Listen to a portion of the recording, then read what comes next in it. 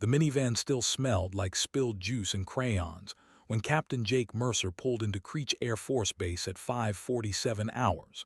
His daughter's backpack was wedged behind the passenger seat, forgotten in the chaos of morning drop-off. He'd promised her pancakes tonight, promised he'd help with her science project about clouds. The kind of promises single parents make when they're pretending normalcy exists in a world built on 12-hour shifts and encrypted threat assessments. He was reaching for his coffee when the Sirens split the Nevada dawn wide open, that bone-deep wail that turns spit to dust and makes even seasoned operators check their weapon safeties twice.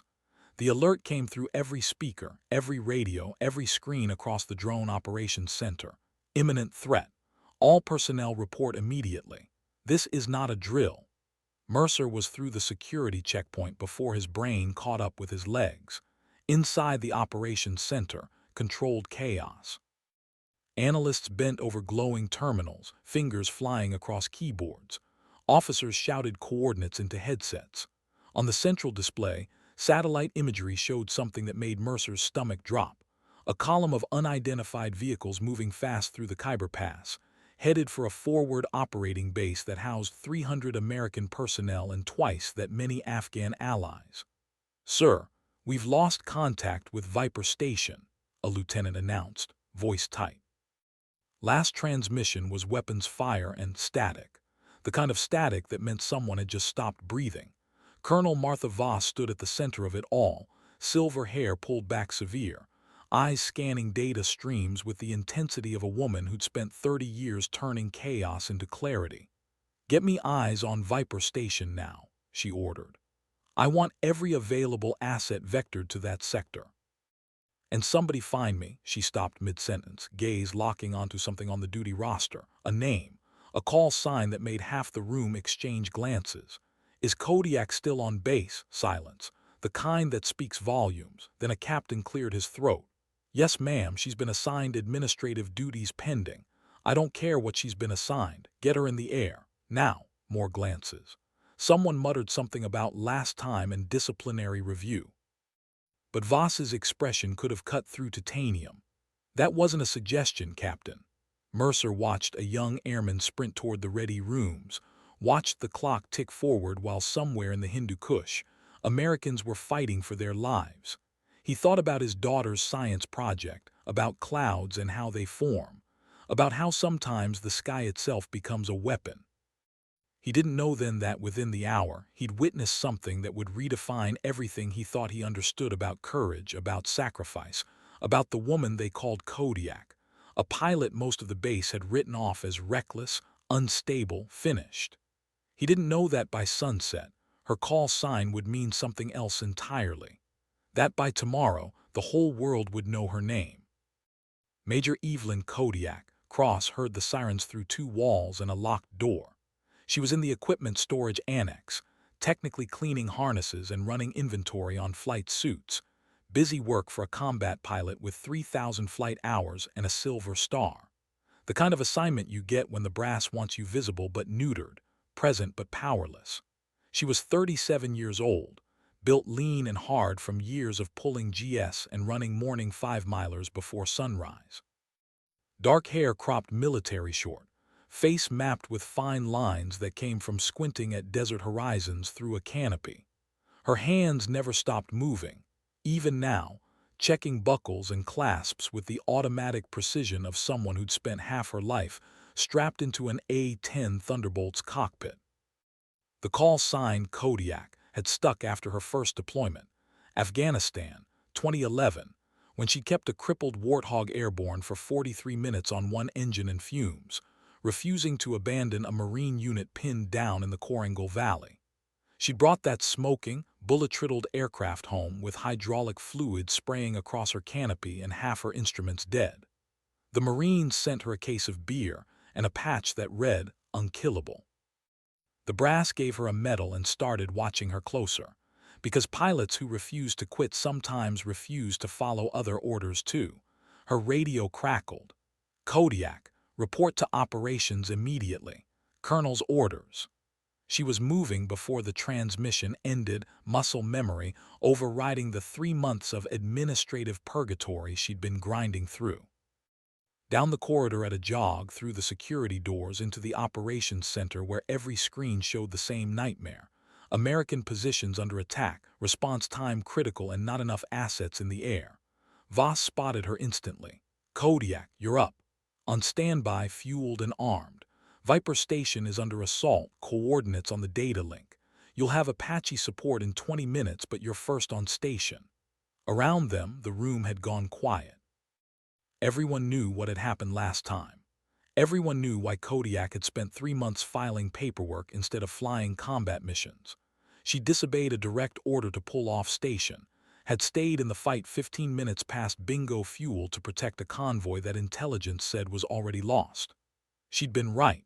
The convoy survived. She'd also been insubordinate, reckless, and about 30 seconds from a court-martial when the convoy commander's after-action report hit the right desk. "Ma'am," Kodiak said, voice steady despite the adrenaline starting to sing through her veins. "I'm ready." Voss stepped closer, voice dropping so only Kodiak could hear. "I'm putting my ass on the line for this, Major. Don't make me regret it." "I won't, ma'am." "And Kodiak," the colonel's eyes were flint-hard, "this time you follow orders, every single one, or you're done, permanently." Kodiak held her gaze, felt the weight of 3 months' frustration, 3,000 hours experience, and 15 years of proving herself over and over again. "Understood, ma'am." She turned toward the ready room. Behind her, someone whispered, "She's gonna get herself killed." Someone else muttered, "Or get someone else killed." Kodiak heard it all, had heard variations of it for 15 years. She kept walking. The A-10 Thunderbolt II sat on the tarmac like a predator waiting to hunt. Ugly, brutal, utterly unstoppable. 11 tons of titanium and attitude wrapped around a 30mm cannon that fired depleted uranium shells big as soda bottles. The Air Force called it the Warthog. Ground troops called it salvation. Kodiak called it home. She ran her pre-flight check with hands that knew every rivet, every panel, every system in the aircraft. The Thunderbolt wasn't pretty. It wasn't meant to be. Twin turbofan engines mounted high to minimize ground fire damage. Redundant flight systems so it could limp home with half its components shot away.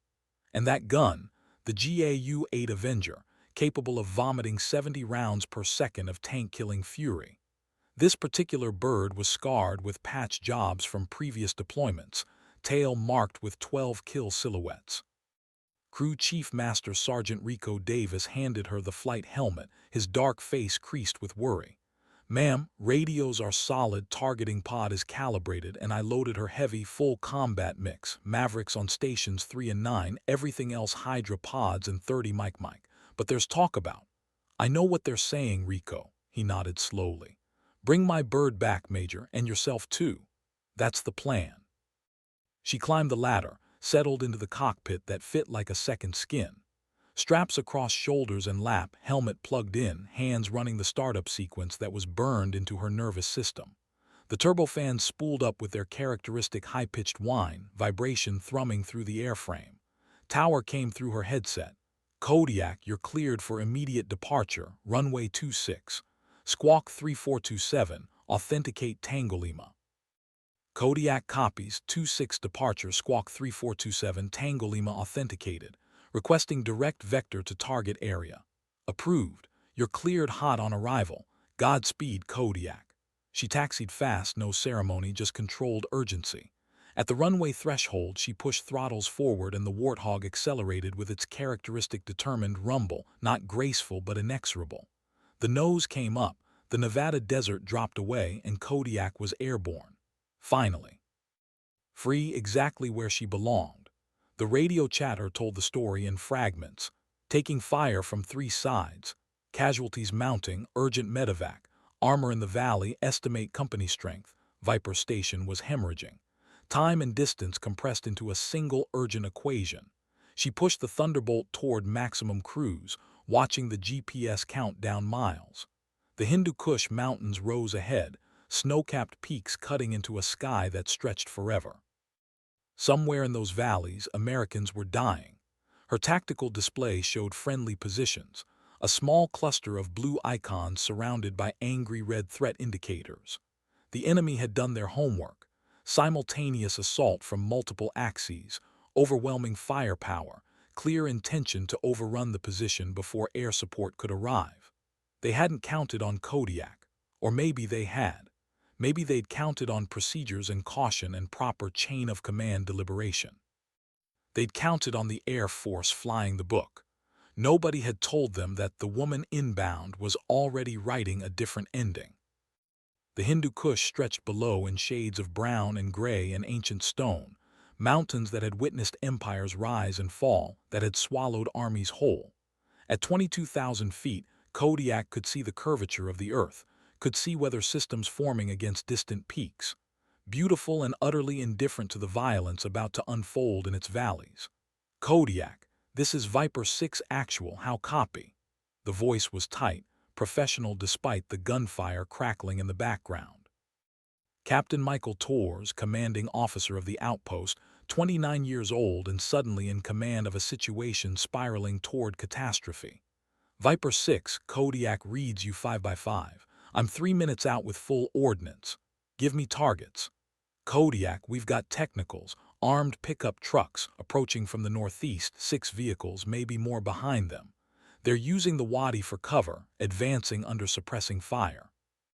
My guys can't get a clear shot without exposing themselves to the ridge line. Tor's voice cracked slightly.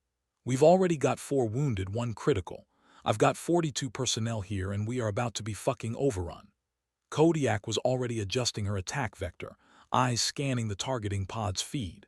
There, the wadi, a dried riverbed snaking through the valley, perfect natural cover. And there, half hidden in the rocky terrain, the technicals advancing in textbook infantry support formation. Someone down there knew what they were doing. Viper 6, I have visual on your targets, marking 6 vehicles in the northeastern wadi, additional movement behind them. Recommend your personnel get hard cover, I'm coming in hot. Kodiak, we're buttoned up. You are cleared hot, I say again, cleared hot, please. He didn't finish, but Kodiak heard the unspoken plea. Please don't let us die here. Please don't let this be how it ends. She rolled the warthog inverted, pulled the nose down into a 40-degree dive, the earth rotating into her windscreen with the terrible beauty of mathematics made manifest. Airspeed building, altitude unwinding, targeting reticle dancing across the wadi until it locked solid on the lead technical. Her thumb hovered over the trigger. This was the moment.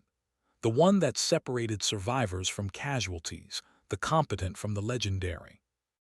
The moment when training and instinct and something indefinable, call it courage, call it madness, call it duty, merged into action. Viper 6, guns, guns, guns. The GAU-8 roared, not fired, roared. A sound like the earth itself splitting open, 70 rounds per second of depleted uranium tearing down range at 3,200 feet per second. The recoil actually slowed the aircraft, the cannons force enough to affect 11 tons of airplane. Through the targeting pod, Kodiak watched the first technical disintegrate, literally torn apart by shells that could penetrate tank armor. The second vehicle tried to swerve, got caught anyway, exploded in a fireball that sent black smoke boiling upward. Good hits, good hits, Torres was screaming. Kodiak, you just saved our asses. But Kodiak was already pulling out of the dive, already scanning for the next threat because the tactical picture was never simple, never clean. More vehicles were emerging from concealed positions. This wasn't a raid, it was a coordinated assault. And somewhere in those hills, someone was coordinating it. Someone smart. Someone dangerous. The next 30 seconds were pure combat geometry. Kodiak banked hard, bleeding speed but maintaining visual on the battlefield below. The tactical display painted a picture that got uglier the longer she looked. Enemy forces weren't retreating after her gun run, they were repositioning, adapting. Professional fighters. 3 more technicals broke from cover, racing toward Viper Station from a different angle, classic fire and maneuver. Behind them, dismounted infantry, maybe 30 fighters spreading through the rocks. This wasn't opportunistic harassment. This was a planned assault with backup plans and coordination. Viper 6, I count 3 more vehicles, western approach, with infantry support approximately 200 meters behind them. They're trying to flank your position. Tor's voice came back breathless. Confirmed, we see them. "Kodiak, we can't cover both approaches. If they get to our perimeter." He didn't need to finish. Viper Station was a glorified patrol base, not a fortress. Once the enemy got inside the wire, it would turn into close-quarters hell. On it, rolling in.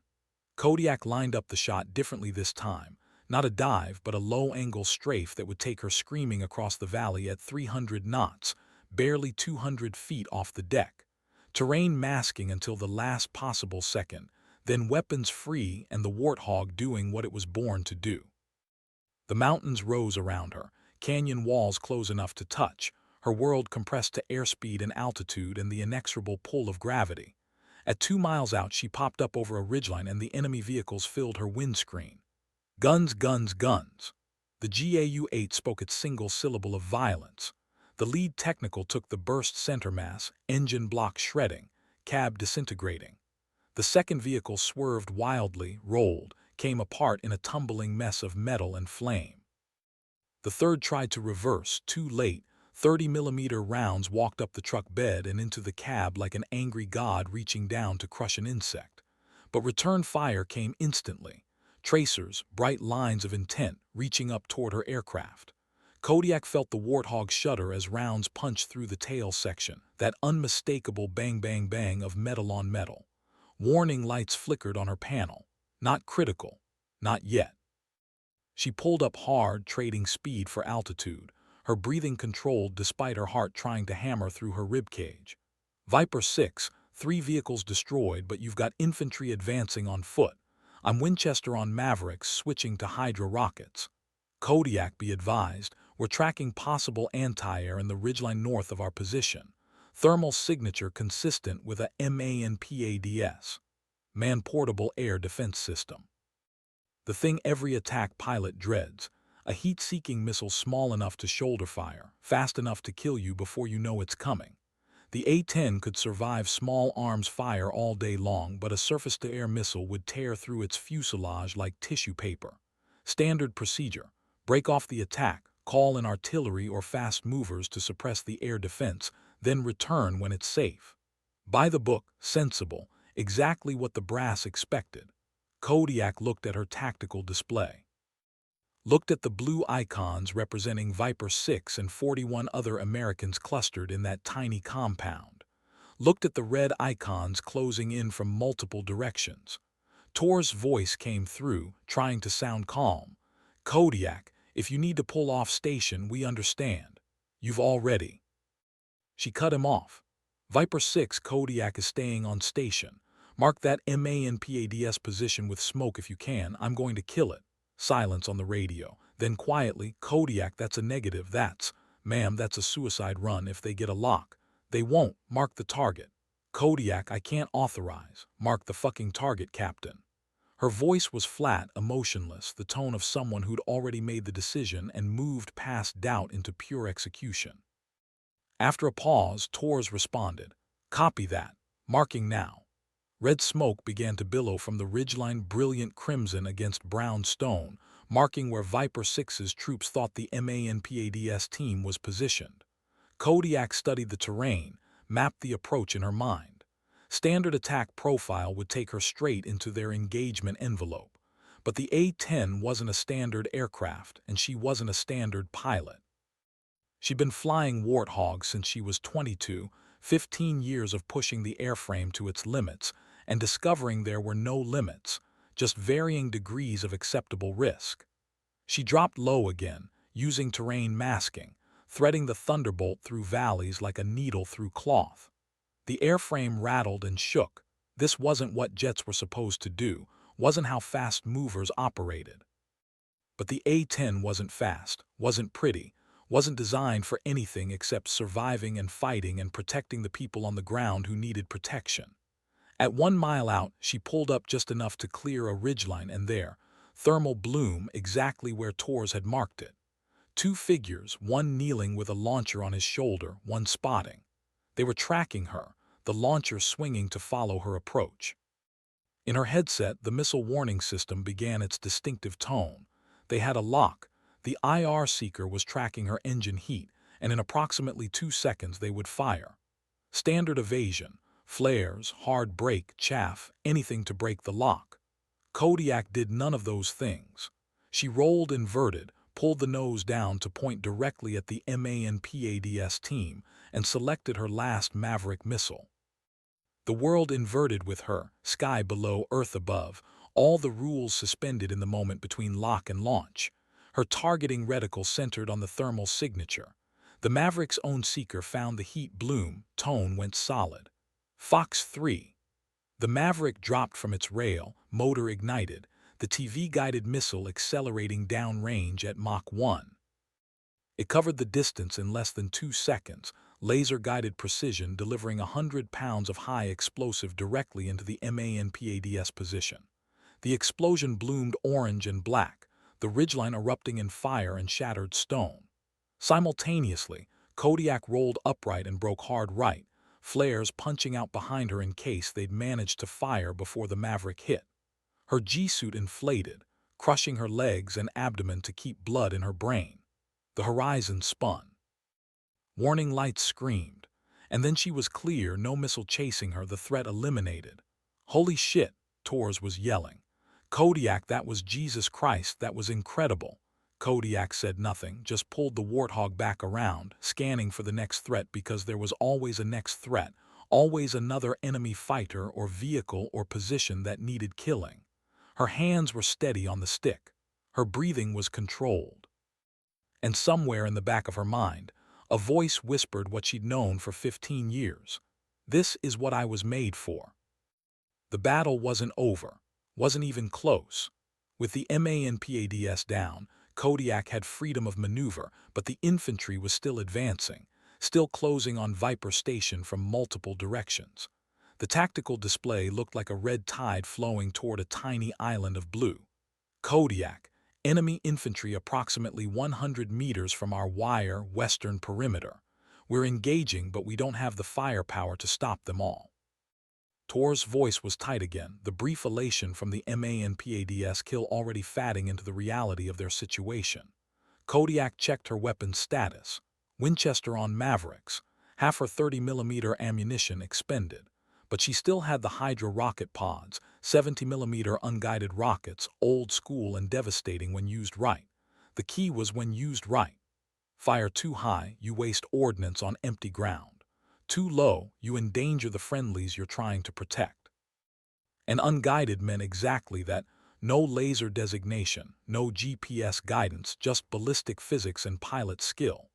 She set up the attack run low and fast, coming in perpendicular to Viper Station's perimeter to minimize the danger zone. The infantry were visible now through her targeting pod, individual fighters spread through the rocky terrain, moving with disciplined fire and maneuver tactics. Well-trained, committed. Probably knowing they were moments from victory or death and accepting both possibilities. Viper 6, danger close, get your people down. Acknowledged, all personnel taking cover. Kodiak, you are cleared hot, danger close. The phrase hung in the air, danger close. Military speak for this ordnance is going to land so near friendly positions that if you fuck up even slightly, you'll kill us instead of them. It meant trust. It meant Torres was putting 42 lives in her hands and praying she was as good as her reputation suggested. Kodiak pickled the rockets. The Hydra pods erupted, rockets streaking downrange in a ripple of fire and smoke, 70mm warheads tracing bright lines through the air. They impacted across the infantry formation in a rolling wave of explosions, high explosive fragmentation turning stone and earth into shrapnel. Bodies disappeared into the blast radius. Survivors scattered, their coordinated advance breaking into panicked retreat.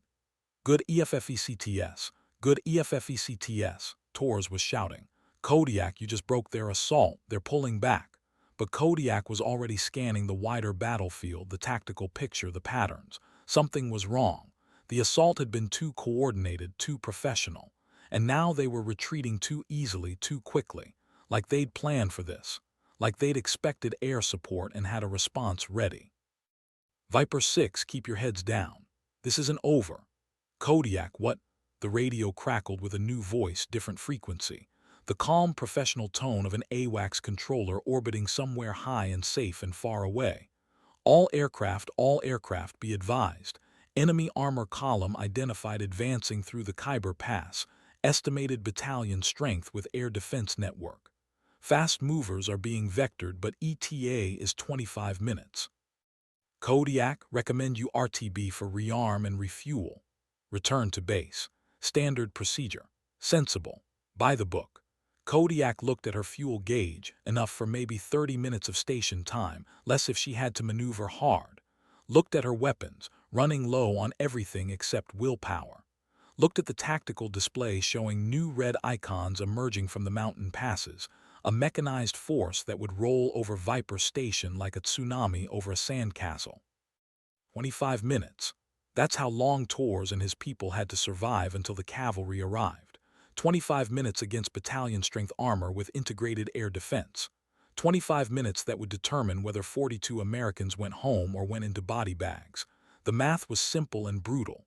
Standard doctrine was equally simple. One A-10 can't stop a battalion. One pilot low on fuel and ammunition can't change that equation. Return to base. Live to fight another day. Let the fast movers handle it. Kodiak keyed her radio. AWACS Kodiak copies. Negative on RTB, I'm staying on station. Pause, then Kodiak say again. We're showing you low on fuel and ordnance. You cannot engage battalion-strength armor alone. AWACS, I'm not asking permission. Kodiak is staying on station until relieved. Viper 6 needs air cover and I'm providing it. Another pause, longer this time. Somewhere controllers were conferring, checking regulations, probably considering whether to order her back. Finally, Kodiak understood. You're on your own until the fast movers arrive. Good hunting. In the operations center back at Creech, Colonel Voss was staring at the display, jaw tight. Around her, the analysts and operators had gone quiet, watching the single blue icon representing Kodiak's A-10 holding position over Viper Station while a sea of red icons approached. Captain Mercer, still on duty, still watching, said quietly, "Ma'am, she can't stop them all. She's going to get herself killed." Voss didn't look away from the screen. "I know." "Then why aren't you ordering her back?" "Because, Captain, some orders aren't about what's possible. They're about what's necessary." She paused, then added, almost to herself, "And because I remember what it's like to be the pilot everyone's written off, getting one last chance to prove they were wrong." Over the Hindu Kush, Kodiak pushed the Warthog toward the new threat. The enemy armor was still 20 miles out, moving fast through the passes, but she could already see the dust plumes rising, could already picture the column. Main battle tanks, APCs, mobile AA systems, the full mechanized package. Professional military force, not insurgents in pickup trucks. This was different. This was nation-state level hardware. Which raised questions she couldn't answer. Who was launching a battalion-strength assault on a small American outpost? Why now? Why here? Questions for intelligence analysts and policymakers. Her job was simpler: make them bleed for every meter they advanced. The lead elements came into view: 3 T-72 tanks in wedge formation, Soviet-era but upgraded, still lethal. Behind them, BTR infantry fighting vehicles, troop carriers, and there, the thing she'd been dreading, a tracked vehicle with distinctive radar array. ZSU-23-4 Shilka, mobile anti-aircraft gun system, quad-barreled 23mm cannons that could throw up a wall of lead that would shred an A-10. Suddenly, the MANPADS seemed friendly by comparison. Kodiak's tactical computer was screaming warnings, threat indicators, radar locks, weapons tracking systems all painting her aircraft. The enemy knew she was here and they were ready. Her remaining options were limited and bad. She had maybe 40 seconds of 30mm ammunition left, a handful of Hydra rockets, and an A-10 Thunderbolt that was tough but not invincible. Against that, battalion-strength armor with integrated air defense. The kind of fight where courage matters less than mathematics, and the math said she was about to die. She didn't care about the math. Kodiak dove toward the armored column, not a traditional attack run but a slashing approach that would keep her low, fast, and harder to track. The Shilka rotated its turret, radar lock solid, but she was already juking, pulling GS that made the airframe groan. flares punching out in patterns designed to confuse infrared seekers. The quad cannons opened up, tracers arcing toward her like malevolent fireflies. She could see them, bright lines of death reaching up, and she banked hard left, then right, then pulled up just enough to clear a ridgeline while the shells passed beneath her aircraft. Close. Too close. But the maneuver had brought her into position. She toggled to guns, centered the reticle on the lead T-72, and fired. The GAU-8 spoke its final sermon. 30mm depleted uranium rounds hammered into the tank's thinner top armor, not enough to penetrate the frontal glacis, but designed for exactly this angle of attack. The tank shuddered, smoke poured from the engine deck, and then the whole vehicle erupted as the ammunition cooked off. One down. The second T-72 was traversing its turret, trying to draw a bead on her, but tanks aren't designed to shoot at aircraft moving 300 knots. She jinked right, lined up, fired again. This time the round sparked off the armor she'd hit at a bad angle, not enough penetration. The tank kept rolling. "Kodiak, we've got eyes on the column from Viper. Jesus, that's a lot of armor. What's your plan?" Torres sounded like a man watching his own funeral approach. "Plan is to slow them down. Viper 6, how's your ammunition situation?" "We've got maybe 2,000 rounds for the 50 cals, couple dozen AT-4s and small arms. Against that, we're fucked, ma'am." She'd suspected as much. Anti-tank rockets were useless against modern armor in open terrain, and 50 caliber machine guns would bounce off T-72s like pebbles. Unless, "Viper 6, what's your field of fire from the north side of your perimeter?" Brief pause while Torres checked. "We've got good overlapping fire across maybe 200 meters of open ground before it transitions to that rocky slope." "Copy. I'm going to funnel them into your kill zone. Be ready." "Kodiak, how are you going to?" She was already executing, didn't have time to explain. She pulled the Warthog around, ignored the fuel warning light that was now blinking insistently, and made another pass at the column. This time she wasn't trying to destroy, she was trying to guide. Her last Hydra rocket streaked down, not at the vehicles but at the terrain around them, explosions cratering the road, collapsing a section of the pass, forcing the column to divert, to choose a different route. Her route. The one that would take them past Viper Station's northern perimeter, through that 200-meter kill zone where 42 desperate Americans could pour fire into their flanks. It was improvisation and desperation wrapped in tactical necessity. It was insane. It was working. The lead elements, blocked by the cratered road, began shifting direction, exactly as she'd intended. The column was adapting, trying to find a path around the obstacles she'd created, and the path that looked clearest led straight into Tor's overlapping fields of fire. "Viper 6, company's coming. Northern perimeter, 3 minutes. Holy shit, Kodiak, holy shit, we're ready." The Shilka was still hunting her, radar lock persistent, and this time it had support. A second mobile AA system, probably a newer model with better tracking. 2 mobile anti-aircraft systems meant the sky had become a death trap. Every second Kodiak stayed in their engagement envelope was a second closer to getting shot out of the air. The A-10 was tough, but no aircraft could survive sustained fire from quad 23mm cannons. She needed to suppress those air defense systems, but she was Winchester, out of Mavericks, out of rockets, almost out of 30mm ammunition. Almost. Not quite. She had maybe 3 seconds of trigger time left. 3 seconds to make 2 air defense systems decide to stop shooting and start evading. She came in low and fast again, right down on the deck, the Warthog's shadow flickering across the rocky terrain. The Shilka radar locked her, cannons tracking, and she could see the crew chief in the turret lining up the shot. At 1 mile out, she pulled up just enough to get an angle. At half a mile, the Shilka opened fire, tracers streaming toward her. At a 1/4 mile, she squeezed the trigger. The GAU-8 fired its last burst, depleted uranium rounds screaming downrange at 3,200 feet per second. Not enough to destroy the Shilka, but enough to make it flinch. Rounds sparked off the vehicle's armor, shredded the radar array, sent the crew diving for cover. The guns went silent. The second AA system, seeing what happened to its partner, made the survival calculation and stopped tracking her. They were suppressed, not destroyed, but suppressed was enough. She pulled up hard, climbed for altitude, and watched the tactical picture develop.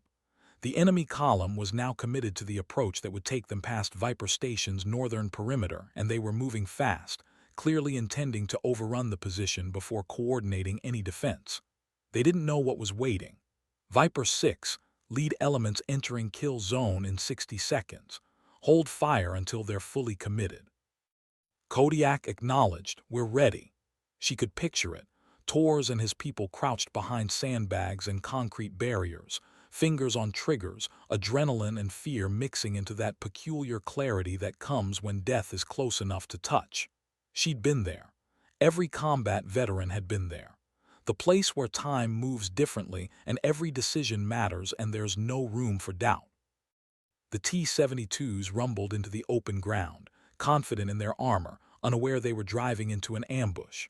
The BTRs followed, the supply trucks, a whole mechanized column strung out along 200 meters of open terrain. "Now," Tors screamed. Viper Station erupted.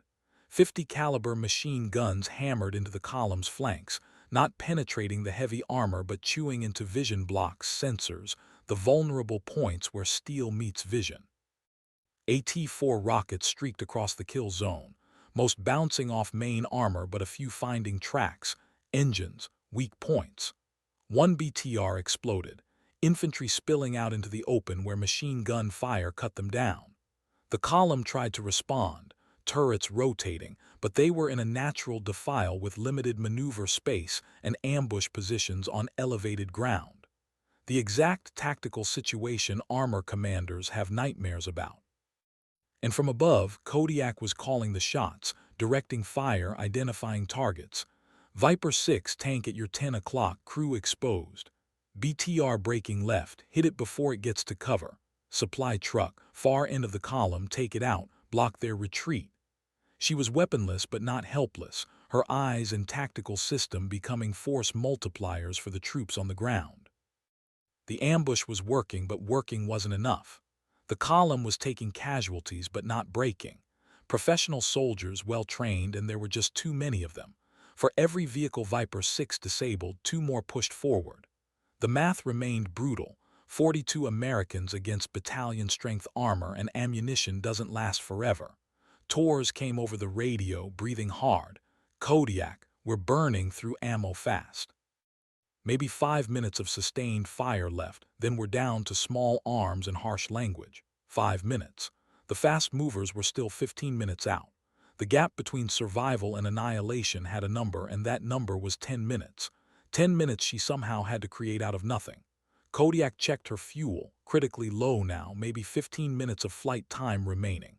Checked her weapons status, empty, except for the aircraft itself. And suddenly she knew what she had to do. Knew it with the cold clarity that comes when all good options are exhausted and only impossible ones remain. She keyed the radio. "Viper 6, I'm going to make a low pass along the column, try to draw their fire, keep them focused on me instead of you. Use that window to reposition your anti-tank teams, consolidate ammo, prepare for their next push. Kodiak, without weapons you're just making yourself a target. They'll shoot you down." "That's the idea, Captain. Keep them shooting at me, not you." Silence. Then quietly, "Ma'am, I can't ask you to. You're not asking, I'm doing. Be ready to exploit the opportunity." She rolled the Warthog into a dive before Tors could argue further. The enemy column was strung out below, some vehicles burning, others repositioning, all of them looking for targets. She was about to give them one. At 500 feet, doing 300 knots, she screamed the length of the column. Every gun, every cannon, every weapon system that could elevate swung toward her. The sky filled with tracers, with the bright lines of death reaching up, and she was through it, dancing the thunderbolt through the storm with Jinx and Banks and sheer fucking audacity. Rounds punched through her airframe. She felt the impacts, heard the bangs, watched warning lights cascade across her panel, hydraulic pressure dropping, right engine running rough, flight controls getting sluggish. The Warthog could take damage, was designed for it, built around redundancy and survivability, but everything has limits. She pulled up and around for another pass because once wasn't enough, because Tors needed time, because 42 lives mattered more than one. The enemy was ready this time. They'd seen her profile, calculated her approach, and they put up a wall of fire that nothing could fly through. Nothing should have flown through. Kodiak flew through it. The A-10 shuddered as rounds tore into wings, fuselage, tail. Something exploded in the right engine, turbine failure, the engine seizing with a grinding shriek that she felt through her seat. She shut it down, transferred to single-engine flight, kept flying because the Thunderbolt was designed by pessimists who assumed everything would break and planned accordingly. More warning lights. Fire warning on the right side. She activated the suppression system, heard the agent dump into the engine bay. Hoped it was enough. The radio crackled, multiple voices talking over each other. Kodiak's hit, she's hit. Smoke from the right side. Jesus Christ, she's still flying. Colonel Voss's voice cut through the chatter, transmitted from Creech on the command frequency with absolute authority. Kodiak, you are directed to RTB immediately. You've done enough. Let the fast movers finish this. The right call. The sensible call. The one that might get Kodiak home alive if she could nurse the crippled Thunderbolt back across 400 miles of hostile territory on one engine with half her flight controls shot to hell. Kodiak looked at her tactical display. The enemy column had stalled, focused on her instead of advancing on Viper Station. Torres was using the respite to reposition, consolidate, prepare. But the moment she left, the assault would resume, and this time the enemy would be cautious, coordinated, overwhelming. The fast movers were still 12 minutes out. 12 minutes that Torres didn't have. She'd spent 15 years being the pilot they doubted, the woman who had to be twice as good to be considered half as competent. 15 years of proving herself in a profession that kept moving the goalposts, that treated excellence as if it were merely adequate and adequate as if it were failure. She'd followed orders mostly. She'd played the game somewhat. She'd survived when they expected her to quit. And now, finally, she had the one thing that had eluded her for 15 years, the absolute moral certainty that she was exactly where she needed to be, doing exactly what needed to be done. Negative AWACS. Kodiak is staying on station. Kodiak, that is a direct order from. She switched frequencies, cutting off the argument, switched to the tactical channel to Torres, to the people who mattered. Viper 6, I'm making one more pass. This time I'm not pulling up. Silence. Then Torres' voice, rough with emotion he wasn't quite hiding. Kodiak, what does that mean? It means I'm out of ammunition, out of fuel, and almost out of aircraft. But I've still got 11 tons of airplane and a full fuel tank worth of JP-8. That's a weapon too. Understanding crashed over the radio like a wave. Kodiak, no, we'll figure something else out. There's always another way. Captain, you and I both know there isn't, not in 12 minutes. She was calm now, completely calm, her hands steady on the stick of the dying aircraft.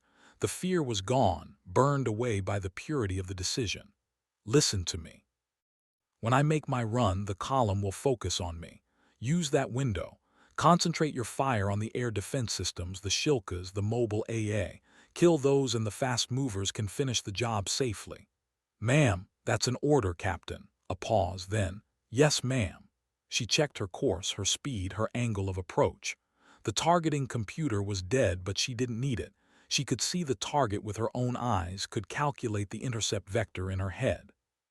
Physics and geometry, and the simple fact of mass times velocity equals force. The enemy column had reorganized, armor forming a defensive position, preparing for the next assault on Viper Station. They'd stopped watching the sky, stopped worrying about the crippled aircraft that was smoking and clearly damaged and obviously retreating.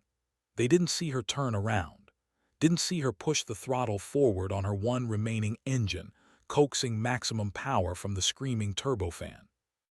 Didn't see the A-10 Thunderbolt, scarred and smoking and absolutely unstoppable, begin its final dive.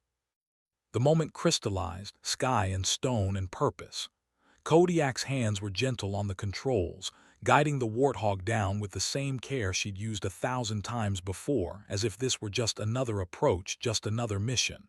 Except this time there would be no pull-up, no recovery, no return to base. The airspeed indicator climbed. 300 knots, 320, 350. The aircraft was shaking, the damaged airframe protesting, but she held it steady, nose pointed at the center of the enemy formation. At the command vehicle, she could see through her cracked canopy, the one with antennas and radios, the beating heart of this assault. "Kodiak, please," Tors was on the radio, his voice breaking. "Please don't do this. We'll hold. We'll find another way." She smiled, though no one could see it. "Captain, you're going to be fine. You and your people are going to go home, and you're going to tell them about today, about Viper Station, about the 42 soldiers who held against a battalion. I'll tell them about you too. Tell them about Kodiak." Her voice was soft now, almost conversational.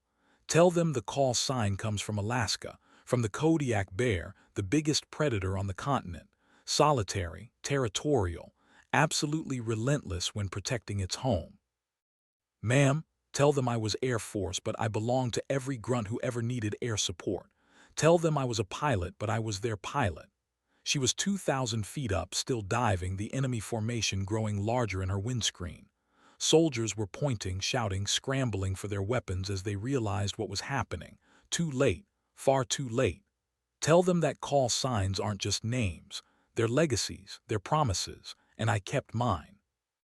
At 1,000 feet, the mobile air defense systems opened fire, tracers reaching up, shells hammering into her aircraft. She felt the impacts, felt the thunderbolt dying around her, but momentum and gravity and simple physics carried her forward. At 500 feet, she keyed the radio one last time. "Viper 6, fire everything you have at those air defenses. Right now." And then she switched to the emergency frequency, the one everyone monitored, the one that would be recorded and analyzed and dissected in after-action reports. "To all stations, this is Kodiak. It has been the honor of my life to serve. Tell my crew chief that I didn't bring his bird back, but I used every last piece of it. Tell Colonel Voss she was right to give me one more chance. Tell." Her voice caught, just for a moment, the only crack in her composure. "Tell everyone that doubted whether a woman could fly combat missions in the worst conditions against the toughest targets. Tell them I was exactly where I belonged, doing exactly what I was born to do until the very last second." Kodiak out. At 100 feet, she thought about her first flight, age 6, sitting in the back seat of a Cessna while her father pointed out clouds and explained how wings generate lift. At 50 feet, she thought about the Silver Star ceremony, the general pinning the medal on her chest while photographers captured the moment for posterity. At 20 feet, she thought about every pilot she'd ever flown with, every soldier she'd ever protected, every mission where she'd brought everyone home. The A-10 Thunderbolt II impacted the enemy command vehicle at 360 knots with 11 tons of force and 9,000 pounds of burning jet fuel. The explosion was visible from Viper Station, a fireball that rolled up into the Hindu Kush sky like an angry god's exclamation point. The blast radius consumed the command vehicle, 2 tanks, 3 APCs, and approximately 50 enemy combatants. But more importantly, it destroyed the coordination, the communication network, the leadership that had been orchestrating the assault. The enemy column didn't retreat, it disintegrated. Units lost contact with higher command. Soldiers scattered. Vehicles pulled back in disorder, seeking cover, seeking direction that no longer existed. And into that chaos, Viper 6 poured concentrated fire into the air defense systems exactly as Kodiak had ordered. The Shilkas, exposed and distracted, died in flames. The mobile AA units were shredded by AT-4 rockets and 50 caliber fire. The sky opened. 12 minutes later, right on schedule, 2 F-16s arrived on station. The pilot lead saw the chaos below, the burning wreckage, the scattered enemy forces, and the tiny outpost that should have been overrun but was still standing, still fighting. "Viper 6, this is Falcon 1-1. We're on station and ready to engage. Give us targets."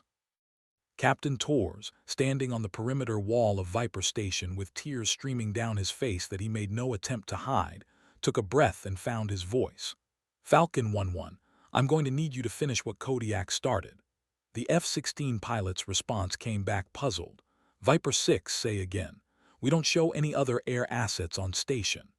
Tors looked at the column of black smoke rising from the valley floor, marking the spot where Major Evelyn Cross had made her final approach. "It's correct, Falcon 1-1. There are no other air assets on station." He paused. Not anymore. The F-16s made quick work of the remaining enemy forces. Leaderless and disorganized, the battalion-strength assault became a rout. By the time Apache gunships arrived 15 minutes later, there was little left to do except provide security while medevac helicopters extracted the wounded from Viper Station. All told, 4 American soldiers had died in the assault. 42 had lived.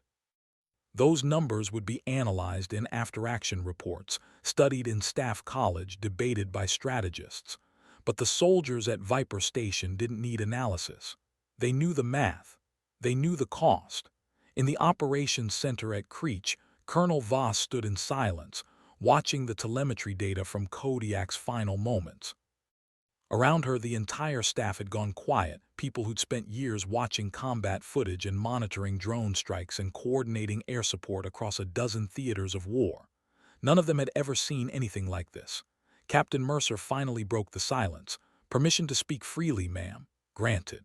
3 months ago, half the pilots on this base thought Kodiak was a loose cannon, thought she was dangerous, insubordinate, too aggressive. He paused.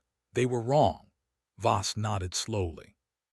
"They were wrong about a lot of things, Captain, about her competence, about her judgment, about what matters when the shooting starts and Americans are dying."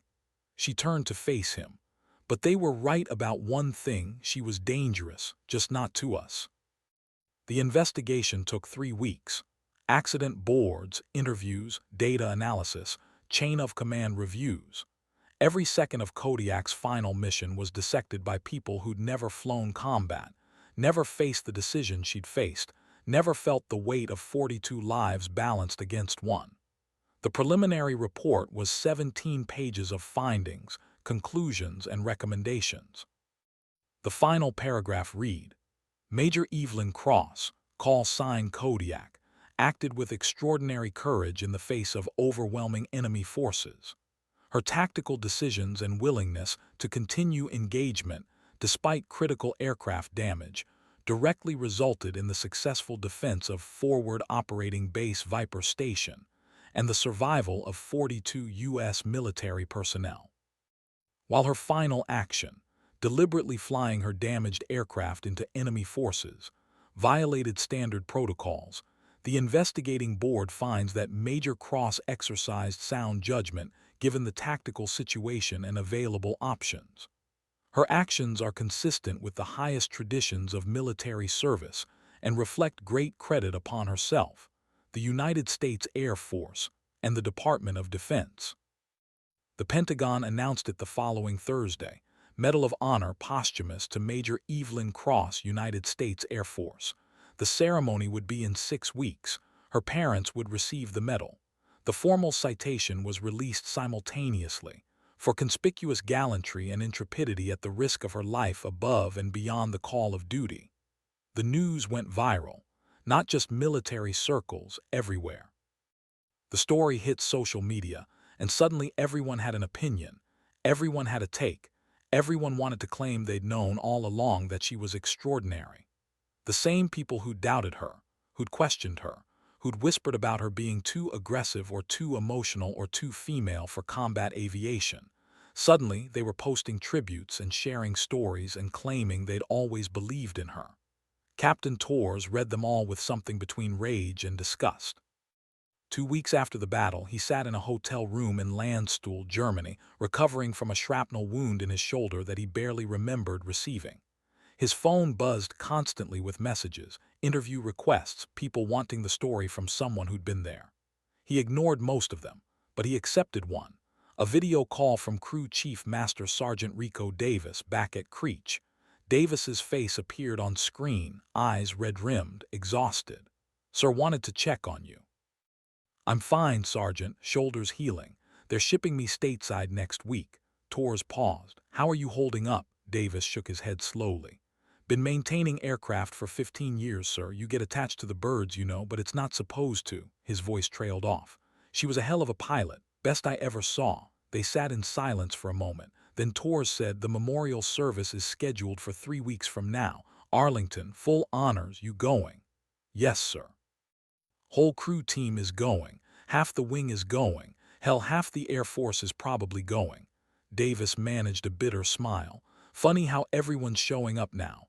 Where were they 3 months ago when she was filing paperwork and everyone was treating her like she was radioactive? Yeah, Tor's voice was flat. Funny. The memorial service at Arlington National Cemetery drew over 2,000 people. Military brass, pilots from every service branch, soldiers who'd never met Major Cross but wanted to honor what she represented. The media presence was massive, cameras and reporters and satellite trucks, all covering the ceremony that had captured the nation's attention. Captain Torres stood in the front row, shoulders still bandaged, uniform pressed sharp. Next to him, the 41 other survivors from Viper Station, flown back specifically for this ceremony. Behind them, row after row of Air Force personnel standing at attention in the autumn sun. Colonel Voss delivered the eulogy. She kept it short, factual, refusing to indulge in the flowery language that had filled so many news stories. She talked about Major Cross's record, 15 years of service, 3,000 flight hours, dozens of combat missions. She talked about the Silver Star, about the Combat Action Badge, about the other decorations that marked a career of excellence. And then she said, but Evelyn Cross wasn't defined by her medals. She was defined by her choices. Every pilot trains for the mission where everything goes wrong. We practice emergency procedures, we drill for aircraft failures, we plan for the worst-case scenario. But there's no procedure for what Major Cross faced that day. No checklist for the decision she made. Voss paused, her voice steady but her eyes reflecting something deeper. Respect, yes, but also recognition, kinship, understanding. She was given a choice that no one should have to make, and she chose the 42 soldiers on the ground over herself. She chose duty over survival. She chose to be exactly what we ask our warriors to be: selfless, courageous, and absolutely committed to protecting those who depend on us. The ceremony continued, the three-volley salute, the playing of taps, the flag presentation to Major Cross's parents, who stood silent and dignified despite their obvious grief. But what made the news, what got clipped and shared and went viral again, was what happened after the formal ceremony concluded. The survivors from Viper Station, all 42 of them, approached the casket. They didn't salute. They removed their unit patches, their combat badges, their rank insignia, and placed them on the flag draped over Major Cross's casket. One by one, silently, until the flag was covered with the symbols of the men and women she'd saved. Torres was last. He removed his Silver Star, the one he'd been awarded for Viper Station, the one he'd received for keeping 42 people alive during the assault. He placed it on the casket and said, loud enough for everyone to hear, "This doesn't belong to me. It belongs to Kodiak. Everything we did that day, we did because she gave us time, because she gave us hope, because she gave us everything." He stepped back, saluted, and his voice cracked when he added, "We're alive because she wasn't afraid to die. We're here because she was there. And we're going to spend the rest of our lives trying to be worthy of that sacrifice." The cameras captured it all. The ceremony became the most-watched military memorial in years, shared millions of times across every platform. 3 months after the battle at Viper Station, the Air Force released its final after-action report. It was classified, but portions were leaked within hours. This was a story that wouldn't stay buried in secret files. The document confirmed what everyone suspected. Major Cross's actions had been technically insubordinate but operationally brilliant. She'd violated direct orders but saved 42 lives. She'd disregarded safety protocols but executed flawless tactical decisions under extreme pressure. The report recommended sweeping changes, revised rules of engagement, updated guidance on pilot autonomy in combat situations, enhanced support for air-to-ground operations. But the most controversial recommendation was buried in Appendix C. The investigation finds that Major Cross's combat performance was never adequately recognized during her career. Multiple instances exist where her actions warranted recognition, but were downplayed or overlooked, likely due to unconscious bias regarding female combat aviators. The Air Force must examine whether systemic factors prevented proper assessment of Major Cross's capabilities, and whether similar bias affects current evaluation processes. That paragraph sparked intense debate. Some defended the Air Force, arguing that Major Cross had been properly recognized and promoted. Others pointed to the 3 months she'd spent in administrative purgatory, to the whispered doubts about her judgment, to the pattern of having to prove herself repeatedly while male pilots with equivalent records advanced more easily. The debate raged in military journals, on news programs, in congressional hearings. And while the professionals argued, something else was happening across the Air Force. Pilots were requesting call signs that honored Kodiak. Women were citing Major Cross as inspiration when they applied for flight training. The story was becoming legend, and legends change culture in ways that regulations never can. At Creech Air Force Base, the A-10 Squadron held a ceremony 6 months after Major Cross's death. They unveiled a memorial, a piece of titanium armor plating recovered from her aircraft, mounted on a granite base, engraved with her name, her call sign, and a simple phrase, Kodiak. When it mattered most, she was there. Crew Chief Davis had volunteered to maintain the memorial. He was there every week, polishing the titanium, replacing flowers, keeping it perfect. He'd been offered a transfer, a promotion, a chance to move to a different squadron where he wouldn't be constantly reminded of the pilot he'd lost. He declined. Someone needs to remember her the way she actually was, he explained to anyone who asked. Not the legend, not the hero they're making her into, though she was that too, but the real person. The pilot who checked every system twice, who trusted her crew, who knew every rivet in her aircraft, who was absolutely certain that an A-10 could take more damage than anyone thought possible and who proved it. He paused, looking at the memorial. Someone needs to remember that she didn't want to die. She wasn't suicidal or reckless. She just understood that sometimes the mission matters more than making it home, and she had the courage to act on that understanding. Captain Mercer, promoted to Major after Viper Station, came to visit the memorial during a routine stop at Creech. He stood there for a long time, reading the inscription, remembering that morning 6 months ago when he dropped his daughter at school and rushed to base because the sirens were wailing. I still think about that day, he said to Davis, who was there as always, maintaining the memorial. Every time I take my daughter to school, every morning drop-off, I think about the fact that I'm able to do that because Major Cross wasn't willing to accept 42 families getting terrible news. 1 year after Viper Station, the Air Force Fighter Weapons School at Nellis Air Force Base announced a new program, the Kodiak Scholarship, a fully funded training slot for one female pilot annually to attend advanced fighter weapons training. The announcement came with a statement from the Chief of Staff of the Air Force. This scholarship honors Major Evelyn Cross's legacy by ensuring that talented female aviators have every opportunity to develop the tactical excellence she embodied. Major Cross proved that courage, skill, and judgment are not gender-specific. This scholarship reaffirms our commitment to that principle. The first recipient was a 26-year-old A-10 pilot named Captain Jameson, called sign Hammer, who'd been following Major Cross's career since flight school. At the award ceremony, asked what the scholarship meant to her, Hammer said simply, "It means someone finally recognized that we've been capable all along. It means Major Cross's sacrifice opened doors that should never have been closed. And it means I have a responsibility to be so good that no one ever questions whether women belong in combat aviation again."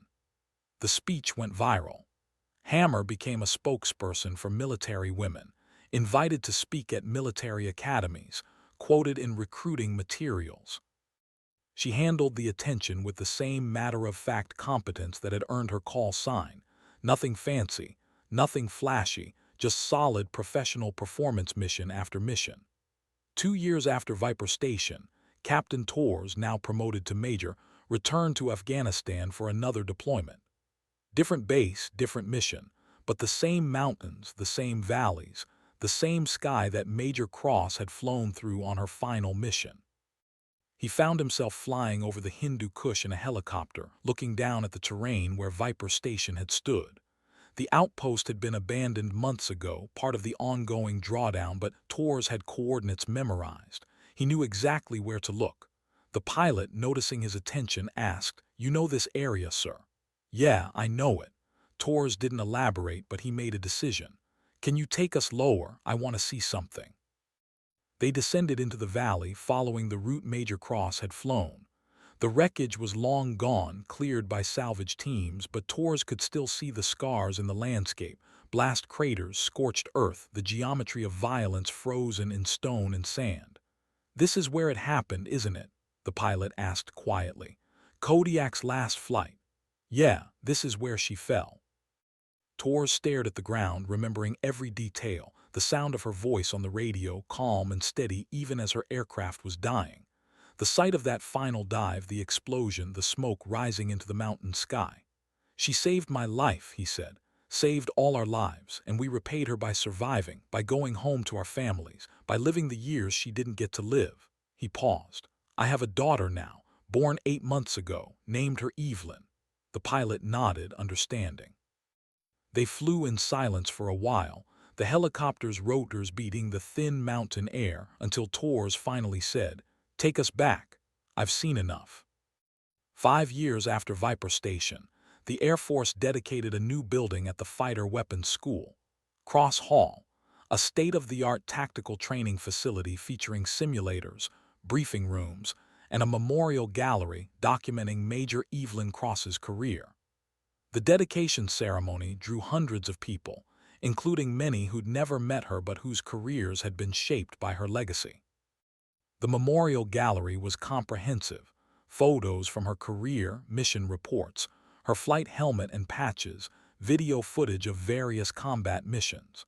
But the centerpiece was a detailed recreation of her final flight, displayed on a large tactical screen with audio from the actual radio communications.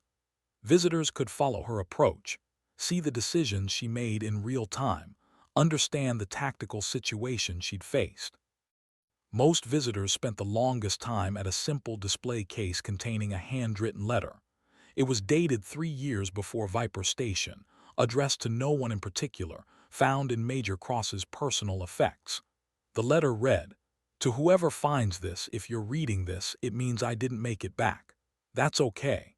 Every combat pilot knows the risks, accepts them, and flies anyway. What I hope you understand is that I didn't die because I was reckless or suicidal or had some kind of death wish. I died because at some point I had to choose between my survival and someone else's, and I chose them. That's the job. That's the whole job. People who have never been there don't understand. They think courage means never being afraid. But everyone's afraid. Everyone. Courage means flying anyway. It means putting yourself between the threat and the people who need protecting. It means accepting that sometimes the only way to save lives is to risk your own. If I died protecting someone, then I died doing exactly what I was meant to do. Tell my family I love them. Tell my crew I trusted them completely. Tell the soldiers I protected that I would make the same choice again. And tell anyone who doubts whether they're brave enough, strong enough, good enough to do this job: if I could do it, so can you. The only thing that matters is showing up, doing the work, and refusing to quit when it gets hard. Everything else is just noise. Fly safe. Bring everyone home. And remember, call signs aren't just names, they're promises. Keep yours." Evelyn Kodiak, Cross, Major, United States Air Force. The letter became one of the most photographed items in military history, shared constantly across social media, quoted in articles, referenced in speeches. It crystallized what Major Cross represented: not superhuman heroism but deeply human courage, not fearlessness but fear overcome, not perfection but commitment to something larger than self. Captain Hammer, now Major Hammer, stood in front of the letter during a visit to Cross Hall with a group of new A-10 pilots. She let them read in silence, then said, "I want you to understand something. Major Cross wasn't special because she died. She was special because of how she lived. 15 years of showing up, doing the work, being excellent when excellence was difficult. The sacrifice at Viper Station was just one moment, but it was earned through thousands of previous moments when she chose to be better, to push harder, to refuse mediocrity." She paused, looking at the young pilots. "You're here because you want to be good at this job. Major Cross is showing you what good actually means. It's not about the heroic moment. It's about the daily choice to be worthy of that moment if it comes." 10 years after Viper Station, the Air Force published a comprehensive study on combat decision-making, using Major Cross's final mission as the primary case study. The study was titled Tactical Excellence Under Extreme Pressure, Lessons from Kodiak's Last Flight, and it became required reading at every level of Air Force education. The study analyzed her decisions minute by minute, explaining why each choice was tactically sound even when it appeared reckless to observers. The MANPADS attack, optimal approach angle minimizing exposure time. The low altitude runs drawing fire, classic eyes on close air support executed flawlessly. The final decision, brutal calculus with one correct answer and the courage to execute it. But the study's most controversial finding was its conclusion. Analysis suggests that Major Cross's performance throughout her career was likely systematically undervalued. Her tactical judgment was consistently superior to peer evaluations, suggesting evaluation bias. This represents a critical failure in talent identification and development. How many other exceptional officers have we failed to recognize due to similar biases? That conclusion sparked institutional soul-searching. The Air Force commissioned additional studies, revised evaluation criteria, implemented bias training. Whether it made a difference was debatable, but the conversation had shifted. Meanwhile, the legend continued growing. Captain Torres, now Lieutenant Colonel Torres, found himself giving speeches about Viper Station several times a year. He was asked constantly about those final moments, about what Major Cross had said, about what he'd been thinking. "I think about the families," he said at one event, of veterans gathering 10 years to the day after the battle. "My daughter is 10 now. She's alive because Major Cross made a choice. My wife still has a husband because Major Cross made a choice. 42 families remained intact because one person decided that 42 lives mattered more than one." He paused, emotion evident despite years of telling this story. "But here's what haunts me. Major Cross made that choice instantly. No hesitation, as if there was only one possible answer to an impossible equation." And maybe that's what heroism actually is, not the absence of fear, but the presence of such deep commitment that the right action becomes inevitable. The audience was silent, absorbing this. Then Torres added, "She shouldn't have had to make that choice. We shouldn't put people in positions where sacrifice is the only option." But when that moment came, Major Cross showed us what true character looks like. And we honor her not by pretending such moments won't come again, but by preparing ourselves to meet them with the same courage she demonstrated. After the speech, an older man approached Torres, a veteran, judging by his bearing though he wasn't in uniform. "Colonel, I wanted to tell you something. My granddaughter is in flight training at Pensacola, wants to fly attack helicopters. She keeps a picture of Major Cross in her locker." The man's eyes were bright with tears. "She told me, Grandpa, I want to be like Kodiak, not because she died, but because she was so good that when the moment came, she was ready. And I thought you should know that Major Cross didn't just save 42 lives that day. She inspired thousands more to try to be worthy of the uniform." Torres shook the man's hand, nodded, couldn't speak for a moment. Because that was the truth that made everything hurt less. Kodiak's sacrifice hadn't been an ending, it had been a beginning. 15 years after Viper Station, the Air Force Museum at Wright-Patterson Air Force Base unveiled its newest exhibit, a complete recreation of an A-10 Thunderbolt II, painted and marked exactly like Major Cross's final aircraft, surrounded by displays documenting her career and the battle that made her a legend. The exhibit opened on the anniversary of her death, with full military honors and speeches from senior Air Force leadership. But the most meaningful moment came from an unexpected source, a young Afghan man, now a U.S. citizen who'd been a translator at Viper Station. He stood before the exhibit, looking up at the fearsome aircraft, and said simply, "This is the plane that saved my life. I was at Viper Station. I was certain I would die that day. We all were. And then we heard the sound, that distinctive sound of the A-10's gun, and we knew air support had arrived. We knew someone was fighting for us." He paused, collecting himself. "In my culture, we believe in debt that transcends death. Major Cross died protecting me, protecting all of us at Viper Station. I am here alive because she chose to be there. I have a family because she gave me a future. And I want the world to know she didn't just save American soldiers that day. She saved everyone at that outpost. Her courage didn't recognize nationality, it recognized humanity. Speech was shared widely, adding another dimension to the legend. The reminder that Major Cross's sacrifice had protected not just Americans, but all the people at Viper Station who'd been trying to build something better in difficult circumstances. Crew Chief Davis attended the opening, now retired after 30 years of service. He walked slowly around the exhibit, seeing his past preserved in glass cases and plaques, photos of him working on Major Cross's aircraft, quotes from his interviews, a recreation of his maintenance logs. At the centerpiece, the full-scale A-10 model, he placed his hand on the fuselage, closed his eyes, and whispered something no one else could hear. Later, asked what he'd said, he replied, "I told her I was sorry. Sorry I couldn't fix the damage, couldn't bring her home. Sorry that all my maintenance couldn't save her when it mattered most." He paused, tears streaming down his weathered face. "And I thanked her for trusting me, for trusting the aircraft, for being the best pilot I ever worked with, and for showing everyone what excellence looks like especially when nobody's watching." Major Hammer, now full Colonel Hammer and commander of an A-10 squadron, gave the keynote address at the exhibit opening. 15 years ago, Major Evelyn Cross redefined what we thought possible.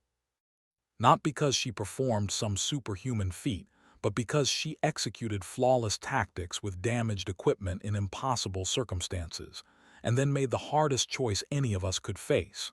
Her legacy isn't about dying heroically, it's about living excellently. Every day of her career, she was prepared for the mission that would test everything she was. And when that mission came, she was ready. Hammer looked at the exhibit, at the aircraft, at the gathered crowd of veterans and active-duty personnel and civilians who'd come to honor Major Cross's memory. The question we should ask ourselves is this: are we ready? Are we preparing ourselves, every single day, to be worthy of the uniform we wear and the people who depend on us? Because that's what Kodiak did. That's what made her extraordinary. And that's how we honor her. Not by building memorials, though these are important, but by living up to the standard she set. 20 years after Viper Station, Lieutenant Colonel Torres, now retired after 32 years of service, made one final trip to Afghanistan. The country had changed dramatically in 2 decades. American forces long withdrawn, new governments risen and fallen, the endless cycles of conflict and peace grinding forward. But the mountains remained unchanged, and Torres needed to see them one more time. He hired a guide, traveled to the valley where Viper Station had stood, and hiked to the exact coordinates where Major Cross's aircraft had impacted. There was nothing left. 20 years of weather and wind and the slow work of nature had erased the physical scars. But Torres could still see it, could still picture that final moment with perfect clarity. He stood there for an hour, silent, remembering. Finally, he pulled a small box from his pack. Inside was his daughter's silver star. She joined the Air Force against his wishes, become an A-10 pilot despite his fears, and earned her own silver star in combat just 3 years earlier. She'd insisted he bring it here. "Dad," she'd said, "I need you to do something for me. Take my silver star to the place where Kodiak died. Leave it there. Because everything I've accomplished, every mission I've flown, every soldier I've protected, all of it stands on the foundation she built. I want her to have it." Torres had argued, told her the medal was hers, earned through her own courage. But she'd been insistent. "You don't understand, Dad. Every female pilot in the Air Force is flying in Kodiak's wake. We're here because she proved we belong here. My silver star is hers too."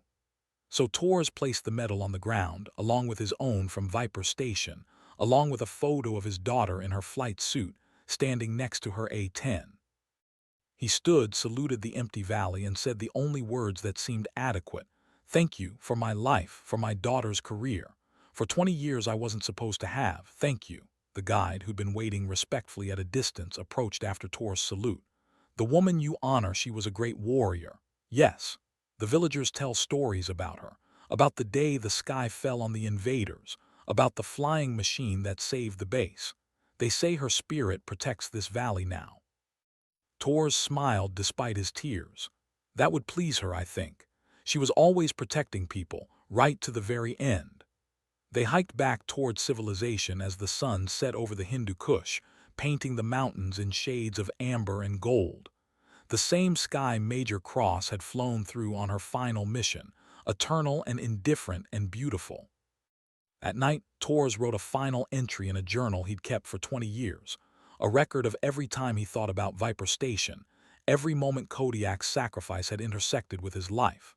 The last entry read, "20 years ago today, Major Evelyn Cross showed me what courage actually means. Not the absence of fear, but the presence of something stronger than fear, commitment to others, duty to something larger than self, willingness to pay any price to protect the people depending on you. I've spent 2 decades trying to be worthy of her sacrifice. I've raised a daughter who became a pilot, who flies the same aircraft Kodiak flew, who protects soldiers just like Kodiak protected us. I've told the story hundreds of times to thousands of people, hoping they'll understand what I learned in those valleys, that heroism isn't rare or magical or superhuman. It's a choice available to anyone with the courage to make it. Kodiak chose, and 42 of us lived because of it. That's the math that matters."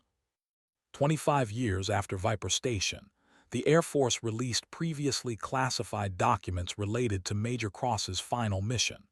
Among them were cockpit voice recordings, detailed telemetry data, and radio communications that had been kept secret for a quarter century. The public release sparked renewed interest in her story, introducing it to a new generation that hadn't been alive during the original events. The recordings were difficult to listen to, the sound of rounds impacting the aircraft, warning systems blaring, Cross's controlled breathing as she fought to keep the Warthog airborne. But what struck people most was how calm she sounded, how professional, how focused on the mission rather than her own survival. One exchange in particular went viral. "AWACS. Kodiak Medical is advising that given your aircraft damage, you should consider ejection. You've done all that can be asked." Cross, negative AWACS. Viper 6 still needs air support. I can stay on station another 15 minutes. AWACS. Kodiak, that's not 15 minutes of mission time, that's 15 minutes of your life. Make the choice that gets you home. Cross, long pause, I am home AWACS, right here, this is where I belong. The exchange was analyzed in military journals, discussed in ethics classes, debated on social media. Some called it noble self-sacrifice. Others called it unnecessary martyrdom. Most understood it as something more complex, a person so deeply committed to their purpose that survival and duty had become inseparable. Colonel Hammer, now retired after 40 years of service, was asked about the recordings during an interview. What Major Cross meant by "I am home" is something every combat pilot understands. It's not about having a death wish. It's about the fact that in the cockpit, protecting people on the ground, we're doing exactly what we were meant to do. We're home in the sense that we're exactly where we're supposed to be. For Major Cross, leaving Viper 6 unprotected while she ejected safely wasn't an option, not because she couldn't do it, but because it would have violated who she was at her core. The interviewer pressed, "But she could have lived. She could have had another 30 years of life." Hammer nodded slowly. "Yes, and 42 other people would have had 0 years. That was the equation. She solved it the only way she could live with." Some people might call that tragic. I call it definitional. That's what separates the adequate from the extraordinary. The willingness to do the harder thing when the harder thing is right. 25 years after Major Cross's death, her parents were both gone, but her younger brother attended the anniversary ceremony at Arlington. He was 62 years old, a civilian engineer who'd never served in the military, but he'd spent 2.5 decades answering questions about his sister, maintaining her memory, accepting awards on her behalf. At the ceremony, he finally spoke publicly about what Major Cross had been like before she became a legend. "My sister loved flying more than anything. From the time she was 6 years old, she'd watch planes and talk about lift and thrust and aerodynamics. Our parents thought it was a phase. It wasn't a phase, it was a calling. And when she finally got her wings, finally earned that A-10 assignment she'd fought for, I remember her calling me, so excited she could barely speak. She said, "I finally get to protect people. That's the whole job. I get to be the thing between danger and the people who need protecting." 30 years after Viper Station, the Air Force announced that the next generation close air support aircraft, the replacement for the aging A-10 Thunderbolt fleet, would be designated the A-18 Kodiak. The announcement sparked immediate controversy. Some argued that naming an aircraft after a person was inappropriate. Others suggested different names would be better. But the decision stood, with the Secretary of the Air Force explaining, "They will be designed around the same principles that Major Cross embodied: survivability, firepower, and unwavering commitment to protecting ground forces. There's no better name for an aircraft dedicated to that mission than Kodiak, a call sign that has become synonymous with close air support excellence and the warrior ethos." The first A-18 Kodiak prototype flew 32 years after Major Cross's death, piloted by a woman who joined the Air Force specifically because of Major Cross's story. The test pilot program attracted enormous attention, with media covering every milestone of the aircraft's development. The A-18 incorporated advanced technology, but its design philosophy remained unchanged from the A-10. Tough, survivable, designed to get close to the fight and bring everyone home. Torres, now 78 years old, attended the rollout ceremony. His daughter was there too, herself retired after 30 years of flying A-10s. His granddaughter, 22, was in flight training. 3 generations bound together by what had happened in a valley in the Hindu Kush 3 decades earlier. "When I look at that aircraft," Torres said to a reporter, "I see the future. But I also see the past. I see Major Cross's A-10, smoking and damaged, making that final dive. And I think about how far we've come because of what she did." "Do you think she'd be proud?" the reporter asked. Torres considered the question. "I think she'd say it's just another airplane, that the pilot matters more than the machine, that technology doesn't replace courage, and that close air support is about the bond between the pilot and the people on the ground." He paused. "But yes, I think she'd be proud that we remembered, that we learned, that we built something to carry her legacy forward." The reporter had one more question. "After 30 years, what do you want people to understand about Major Cross? What's the lesson?" Torres looked at the A-18 Kodiak, gleaming in the Nevada sun, representing billions of dollars of technology and decades of engineering. Then he looked at his granddaughter, young and eager, preparing for her own career in the cockpit. "The lesson is this: heroism isn't about being superhuman. About being fully human, acknowledging fear, accepting risk, and choosing to protect others anyway." Major Cross was scared that day. Her voice recordings make that clear. She was terrified, but she stayed anyway, she fought anyway, she died anyway. He wiped his eyes, not ashamed of the tears. And because she was willing to be terrified but stay anyway, 42 people got to go home, got to have lives and families and futures. My granddaughter exists because Major Cross was braver than her fear. That's the lesson. That's what I want people to understand. Courage isn't the absence of fear. It's the decision that something matters more than your fear. And Major Cross made that decision every day of her career, culminating in that final mission where the decision cost her everything. The reporter thanked him, and Torres watched his granddaughter walk toward the A-18 Kodiak, reaching out to touch the fuselage, reading the dedication plaque mounted near the cockpit. The plaque read, "Kodiak dedicated to Major Evelyn Cross, USAF, whose courage defined a generation, whose sacrifice protected a nation, whose legacy inspires forever." 50 years after Viper Station, the surviving members, now in their 70s and 80s, gathered one final time at Arlington National Cemetery. Only 18 of the original 42 remained alive, but they came from across the country, determined to mark the anniversary together. Torres, now 96 years old and using a wheelchair, led the gathering. His daughter pushed his chair, his granddaughter walked beside them in her Air Force uniform. She'd become a colonel, commanded a squadron of A-18 Kodiaks, earned her own Silver Star. 3 generations of warriors, all connected to that day in the Hindu Kush half a century ago. At Major Cross's grave, Torres spoke, his voice weaker now but still clear. 50 years ago, Major Evelyn Cross died protecting us. Half a century has passed.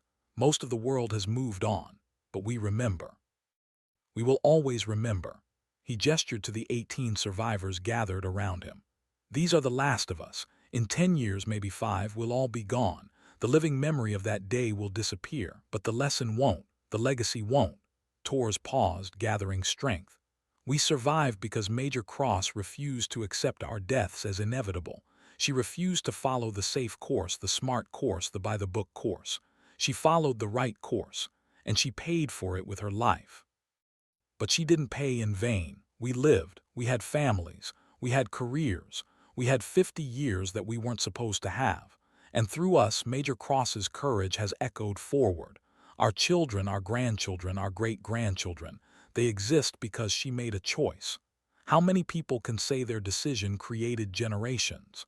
The other survivors nodded, many crying openly. These were old men and women now, but on this day, standing at this grave, they were 20-somethings again, huddled in a small outpost while the world exploded around them and an A-10 Thunderbolt screamed overhead.